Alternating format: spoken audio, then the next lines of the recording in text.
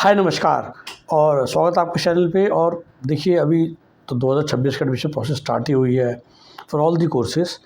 And कुछ लोग देखिए पूछते हैं और उनका ना सवाल नाजायज़ नहीं है और कोशिश करते हैं। मैं भी टीम मेंबर्स को एक बार ट्रेन किया है तो मैं सोचा एक वीडियो मैं भी और बनाया तो वैसे हर साल ही बनाता हूँ मैं रिगार्डिंग।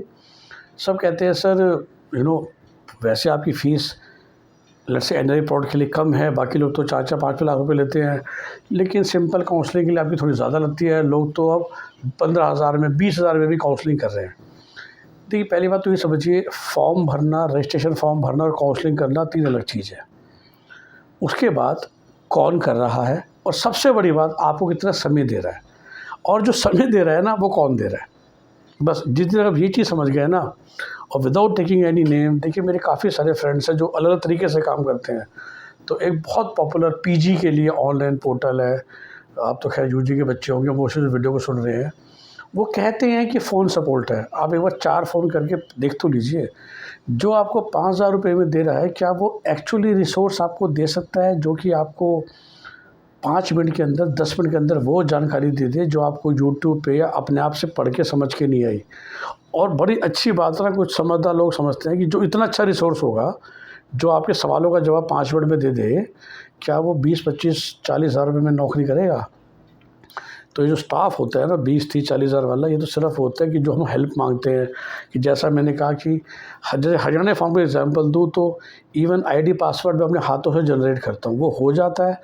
फिर फॉर्म में अपनी इस टीम से कहता हूँ तुम भर दो, और लास्ट में मैं सारा चेक करूँगा, क्योंकि उसमें ऑप्शन होती है सबमिट से पहले दोबारा चेक करके, बल्कि आप दोबारा पूरा फॉर्म भी चेंज कर सकते हो। यूपी में ऐसा नहीं होता। यूपी में क्या होता है, सपोज ना एक कहते हैं फ्लो में चल रहा होता है, वो जल्दी जल्दी ओटीपी आ रहा होता है, और अगर आप मिस कर जाओ तो आप सर्वर आपको बाहर फेंक देता है। तो एक एक यूपी का रजिस्टर फॉर्म में अपने हाथों से भरता हूँ ताकि कोई गलती ना हो जाए। उसके बाद ठीक है, चॉइस फिलिंग का टाइम आया, फिर से क्या स्टैंडर्ड चॉइस भरनी है या एक स्टूडेंट से बात करके उसकी रिक्वायरमेंट से बात करके।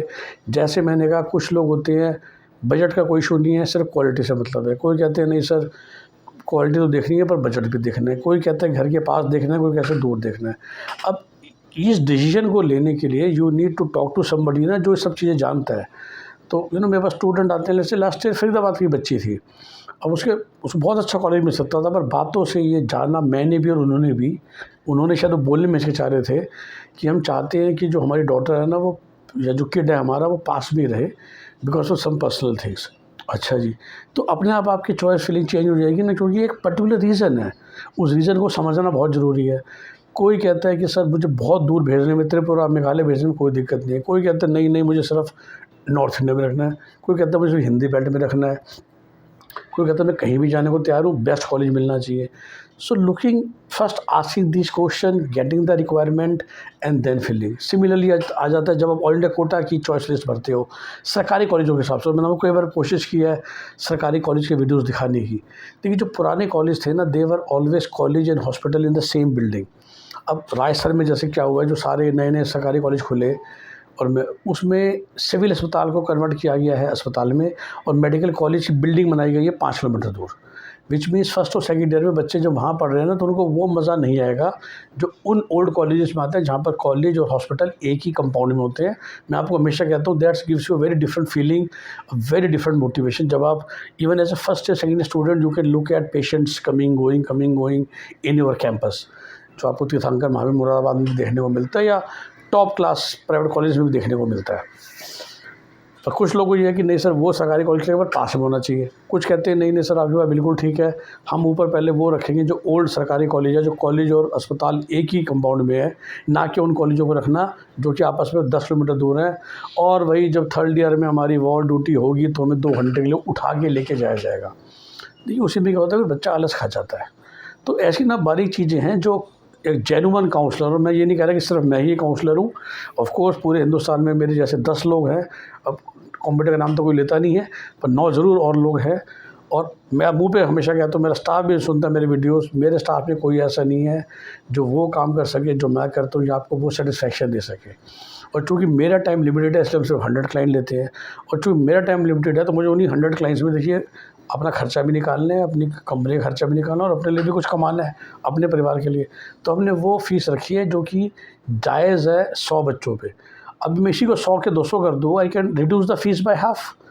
है कि नहीं, बिल्कुल हाफ। लेकिन सेम बात है, similarly the time available for you will also reduce by half. बस ये जो लाइन है ना, ये कोई आपको नहीं पता। जब आपको 20,000 पैकेज देके कहा जाता है अनलिमिटेड सपोर्ट, फिर सब लोग मेरे पास आते हैं, सर वो जो 10,000 का ले लिया था, जो तो कुछ नहीं है जी, व्हाट्सएप बस भेजते रहते हैं, ये फॉर्म खुल गया, वो फॉर्म खुल गया। आप जानते होंगे कई टेलीग्राम चैनल्स हैं, हमारे भी टेलीग्राम पे भी है, व्हाट्सएप पे भी है, टेलीग्राम में, जिसमें हम ये सारी जानकारी फ्री में दे रहे हैं। वो यूट्यूब पे भी दी जाएगी फ्री में, वंस दी काउंसलिंग स्टार्ट। तो उसके लिए आपको सिर्फ 10,000 रुपये देने की क्या ज़रूरत है?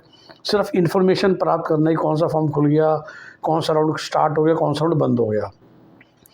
पॉइंट होता है बिना गलती के सारा काम करना। दूसरा इशू आता है, जब आप जानते हैं एमबीबीएस में 30 काउंसलिंग होती है, हर एक काउंसलिंग पैरेलली चल रही होती है। तो किस में सीट लेनी है, किस में नहीं लेनी है, किस काउंसलिंग में कितनी चॉइसेस भरनी है, कितनी नहीं भरनी है, सारी भरनी है कि थोड़ी सी भरनी है।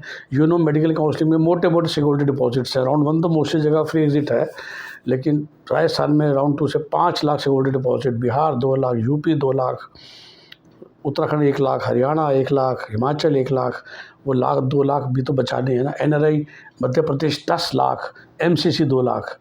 अगर राउंड 2 में आपको सीट मिल गया, आपने ज्वाइन नहीं किया, वो पैसा गया। तो राउंड 2 आ गया, अगर पैरेलली 30 काउंसलिंग चल रही है तो हम कौन सा भरे, so that I get the best possible seat. मेरा टारगेट ये रहता है कि इन 750 कॉलेजों के अंदर आपको बेस्ट ऑप्टिमल कॉलेज मिले, आपके मार्क्स, आपके बजट, आपके लोकेशनल प्रेफरेंस और बाकी सारे कंस्ट्रेंट्स को मद्देनज़र रखते हुए। उस चीज़ में एफर्ट लगता है, उस चीज़ में दिमाग लगता है। अगर मैं सिर्फ 10-10 हज़ार रुपये इकट्ठा करने शुरू कर दूँ ना, तो मेरे भी 1000 बच्चे हो जाएंगे। देखिए बात वही है, 50,000, 75,000, 1.5 लाख रुपये हम लेते हैं 100 बच्चों से, एवरेज उसकी 60-65 हज़ार, 70 हज़ार ही बनती है। तो आप समझ जाए कितना रेवेन्यू आता है। उसमें खर्चे भी नहीं करने हैं पूरे साल के, क्योंकि काउंसलिंग 4-5 महीने चलती है। इवन राइट नाउ फरवरी एंड आ गया, अभी भी एमसीसी काउंसलिंग का रिफ़ंड आया सर 2025 का, और बाकी तो भी रिफ़ंड आने हैं। सोचिए अभी तक वो स्टूडेंट्स पेरेंट्स मेरे साथ टच में हैं लास्ट ईयर के, तो पूरा ही ना 12 महीने का ही काम हो गया है। जिसमें कि तो मैं आपको ये कहना चाह रहा हूँ कि जो भी अच्छे काउंसलर्स हैं, चाहे मैं हूँ चाहे कोई और है, वो आपसे फ़ीस क्यों लेते हैं। और जो स्पेशली 10-15 हज़ार में आपकी काउंसलिंग कर रहे हैं खाली एमबीबीएस की, मैं दावे से कहता हूँ दे कैन नॉट जस्टिफाई। उनको भी शायद नॉलेज पूरी होगी, लेकिन चूँकि उनको 10,000 रुपये इकट्ठे करने हैं, तो फिर वो 500 बच्चों से पैसे लेंगे। 500 बच्चों से पैसे लेंगे तो कैसे आपको टाइम दे देंगे? या वो कहते हैं जी आपको हमें डेडिकेटेड रिसोर्स दे दिया। अरे भाई, वो डेडिकेटेड रिसोर्स कोई डीटीपी ऑपरेटर है, वो कोई छोटी सी जूनियर 6 महीने एक्सपीरियंस का कोई रिसोर्स है, या वो 7, 8, 10 साल का।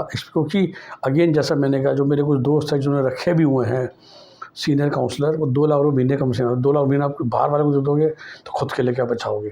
तो जो आपको एलोकेट किए जाते हैं ना काउंसलर्स, वो 25-25 हज़ार तनख्वाह वाले, उनको अगर नॉलेज होगी ना तो अपना काम खोल लेंगे। वो किसी के पास 25,000 महीने की नौकरी क्यों करेंगे?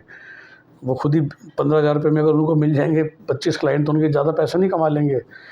तो ध्यान से रखिए। मतलब तो जैसा मेरे को एक लाइन बोलना चाहता था कि जो भी टफ़ वर्क्स है ना, चाहे वो एमबीबीएस काउंसलिंग है या कोई लार्जर प्रोजेक्ट्स होते हैं, लार्जर काम होते हैं, अगर वो सारे लोग ही कर पाते होते तो भी सारे लोग एंटरप्रेन्योर ही बनते हैं ना। क्योंकि जिसमें भी इतनी समझ होती है ना, वो 25,000 की नौकरी नहीं करता। इस लाइन को ध्यान से समझिए। और जो आपसे 15,000 रुपये, 10,000 रुपये चार्ज ले रहे हैं ना, फिर उन्हीं काउंसलर को ही, उसी रिसोर्स को आपके साथ अटैच किया जाएगा। समझिए बात को।